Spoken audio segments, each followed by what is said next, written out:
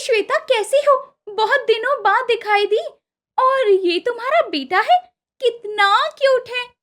हाँ रीमा, ये मेरा बेटा श्लोक है। वो वो मैं मुन्ने को डॉक्टर के पास लेकर आई थी। दरअसल मुन्ना बोलता ही नहीं है। बहुत सालों से कोशिश कर रहे हैं कि ये कुछ बोले, पर ये बोलने को राजी ही नहीं। इसीलिए। अरे, ये क्या बात कर रही हो? तुम्हारा बेटा बोलता ही नहीं है? कितने साल का हो गया है ये? जरा बताना तो।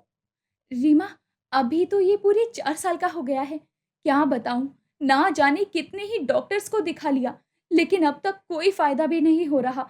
समझ ही नहीं आता कि आखिर मैं ऐसा क्या करूं कि मेरा लाल बोलने लग जाए। मैं तो इसकी आवाज सुनने को ही तरस रही हूँ।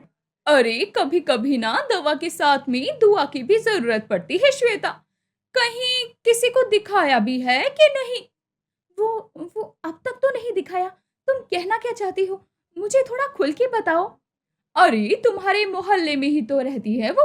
सुना है दूर दूर से लोग उनके पास अपनी समस्याएं लेकर आते हैं, और जो भी उनके पास आता है वो उनकी सारी मुश्किलों को दूर कर देती है। तुम किसकी बातें कर रही हो? मैं तो ऐसा किसी को नहीं जानती। अरे वही, गुड्डू की मम्मी। क्या नाम है उनका? हाँ हाँ, सुनीता जी। सुना है मैंने उनके ऊपर माँ दुर्गा आती है। अरे, कितनी भीड़ होती है वहां। क्या ही बताऊं, बड़े चर्चे हैं उनके।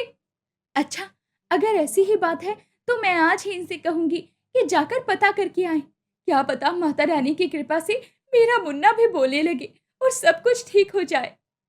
श्वेता जल्दी से अब अपने घर जाती है और तुरंत ही अपने पति राकेश से इस बारे में बात करती है। उसे सब कुछ बताती है। सुनिए जी, आपको पता है ये सुनीता का घर कहाँ है? कौन सुनीता?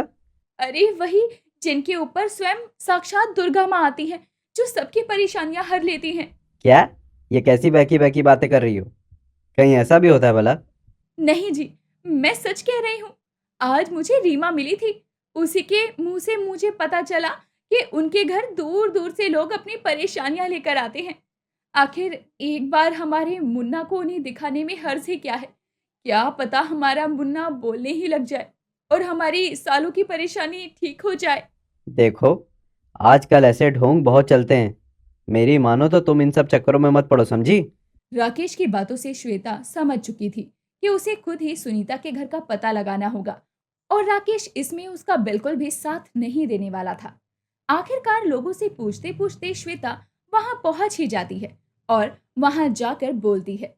सुनिए, क्या ये सुनीता जी का घर है? अंदर से एक अधेड़ उम्र की औरत बाहर आती है। मैं ही हूँ सुनीता, कहिए। जी, सुना है कि आपके ऊपर स्वयं माता आती है। वो वो मैं अपने बेटे को दिखाने आई थी। मेरा बेटा 4 सालों से कुछ बोलता नहीं है। मुझे आपकी मदद की जरूरत है। अच्छा अच्छा, इसके लिए आपको मंगलवार के दिन आना होगा। उसी दिन मैं पूजा में बैठती हूँ और उसी दिन मुझ पर माँ दुर्गा आती है। अच्छा, तो साथ में कुछ लाना भी होता है क्या? आप मुझे बता दीजिए ताकि मेरी तरफ से कोई चूक ना हो। अब जी, ये तो आपके ऊपर है। अगर आप माता रानी को श्रद्धा पूर्वक कुछ भोग लगाना चाहती हैं, तो आप प्रसाद और अगरबत्ती साथ में लेते आइए। ठीक है फिर, मैं मंगलवार को आती हूँ। चलती हूँ जी।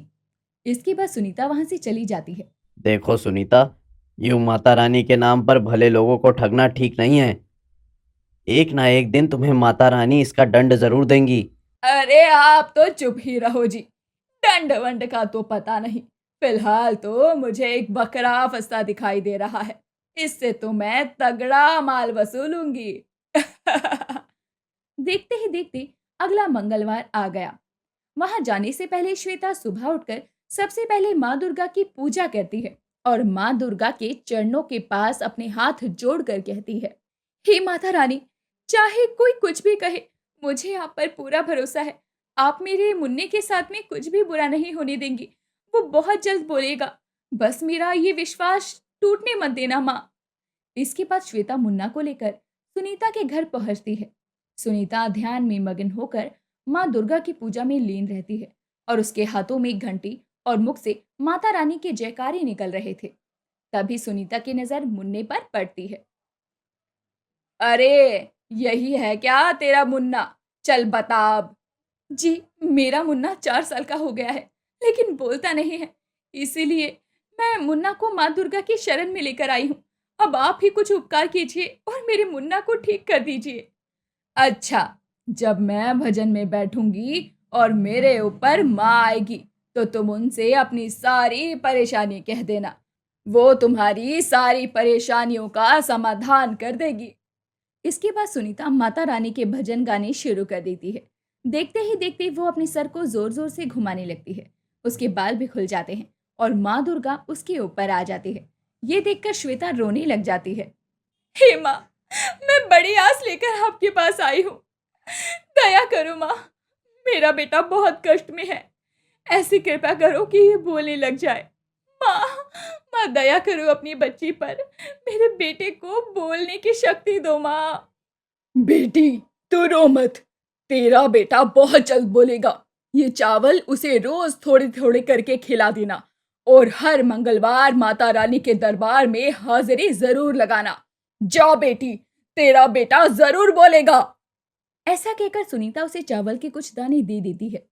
श्वेता पूरे विश्वास के साथ हर रोज वो चावल के दाने अपने मुन्ने को खिलाती है और हर मंगलवार सुनीता के यहाँ अपने मुन्ने को लेकर जाया करती थी। श्वेता की मासूमियत का फायदा उठाकर सुनीता हर मंगलवार उसे अपने घर बुलाती और चढ़ावे के नाम पर पैसे ऐंठती। ऐसे ही दिन गुजर रहे थे। श्वेता को तब भी पूरा विश्वास हो चुका था कि सच में सुनीता पर माँ दुर्गा आती है और इसीलिए वो सुनीता की हर बात मानने लगती है और उस पर अंधा विश्वास भी करने लगती है।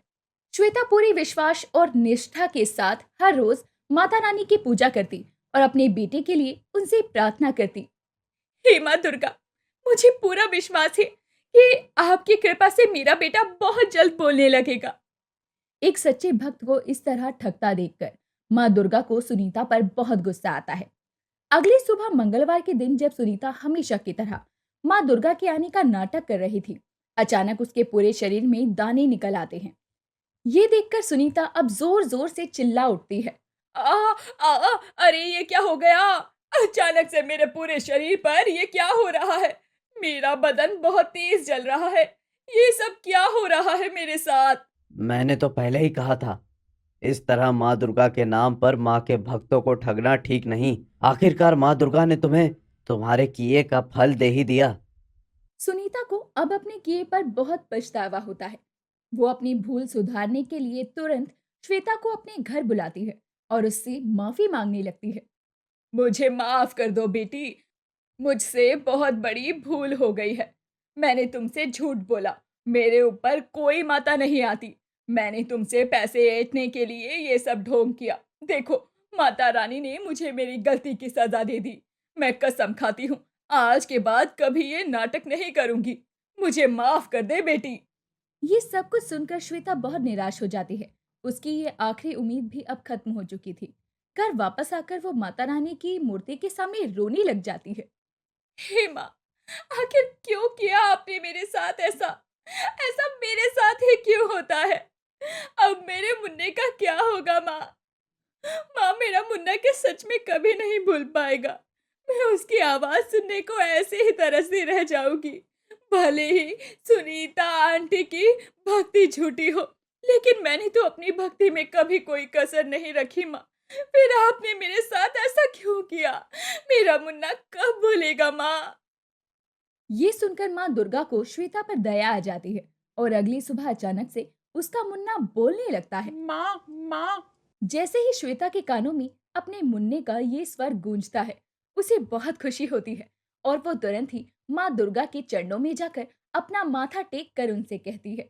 हे माँ दुर्गा, आपकी कृपा से मेरा मुन्ना बोलने लगा। आपको कोटि कोटि धन्यवाद माँ। आपको कोटि कोटि धन्यवाद।